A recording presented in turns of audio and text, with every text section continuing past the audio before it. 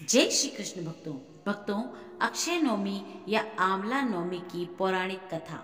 कार्तिक माह के शुक्ल पक्ष की नवमी तिथि के दिन आंवला नवमी मनाई जाती है। इसे अक्षय नवमी भी कहा जाता है क्योंकि इस दिन किया गया कोई भी शुभ कार्य अक्षय फल देने वाला होता है, अर्थात उसके शुभ फल में कभी कमी नहीं आती। हमारे आयुर्वेद में आंवले को आयु और आरोग्य वर्धक कहा गया है। इस दिन आंवले का वृक्ष का पूजन करके उसके नीचे बैठकर भोजन करने का बड़ा ही महत्व है, माना गया है। इससे वर्ष आयु आरोग्य बना रहता है। इस दिन आंवला के फल का सेवन किया जाता है। आइए जानते हैं आंवला नवमी से जुड़ी कुछ बातें, इसका महत्व और इस दिन किए जाने वाले उपायों के बारे में। आंवला नवमी का महत्व इसी बात से समझा जा सकता है क्योंकि इसी दिन द्वापर युग का प्रारंभ हुआ था, जिसमें स्वयं भगवान श्री कृष्ण ने जन्म लिया था। आंवला नवमी के दिन भगवान श्री कृष्ण ने वृंदावन गोकुल की गलियां छोड़कर मथुरा प्रस्थान किया था। संतान और पारिवारिक सुखों की प्राप्ति के लिए रखा जाता है यह व्रत। इस दिन उन्होंने अपनी बाल लीलाओं का त्याग करके कर्तव्य के पथ पर पहला कदम रखा था। इसी दिन से वृंदावन की परिक्रमा भी प्रारंभ होती है। आंवला नवमी का व्रत संतान और पारिवारिक सुखों की प्राप्ति के लिए किया जाता है। यह व्रत पति पत्नी साथ में रखें तो उन्हें इसका दोगुना फल प्राप्त होता है। आंवला नवमी के दिन स्नान आदि करने के पश्चात किसी आंवले के वृक्ष के समीप जाएं। उसके आसपास साफ सफाई करके आंवले की वृक्ष की जड़ में शुद्ध जल अर्पित करें। फिर उसकी जड़ में कच्चा दूध अवश्य डालें। पूजन सामग्रियों से वृक्ष की पूजा करें और उसके तने पर कच्चा सूत या मौली 8 परिक्रमा करके लपेटें।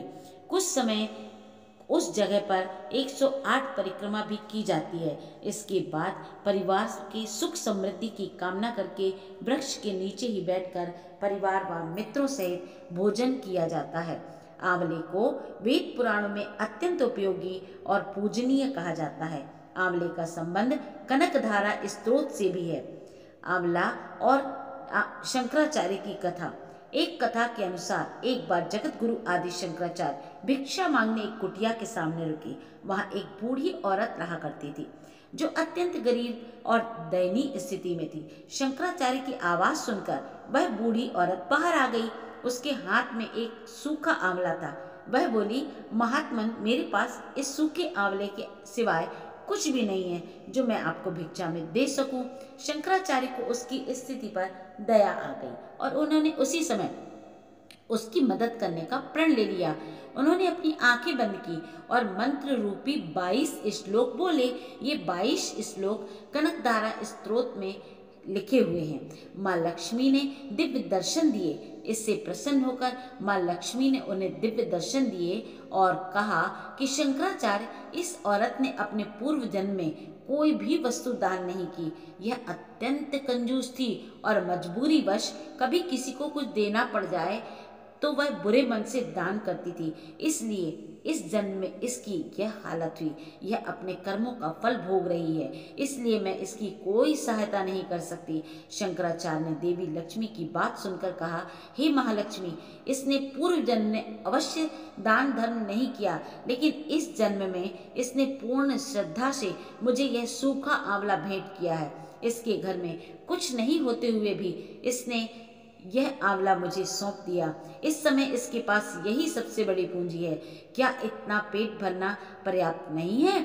शंकराचार्य की इस बात से देवी लक्ष्मी प्रसन्न हुई और उसी समय उन्होंने गरीब महिला की कुटिया में स्वर्ण के आंवलों की वर्षा कर दी। तो भगवान विष्णु ने जिस प्रकार से, माता लक्ष्मी ने जिस प्रकार से उस गरीब की कुटिया में स्वर्ण के आंवलों की वर्षा कर दी, इसी प्रकार से माँ लक्ष्मी हम सब पर भी मेहरबान हो। हम सब पर भी माँ लक्ष्मी की कृपा सदैव बनी रहे। जय श्री कृष्ण भक्तों।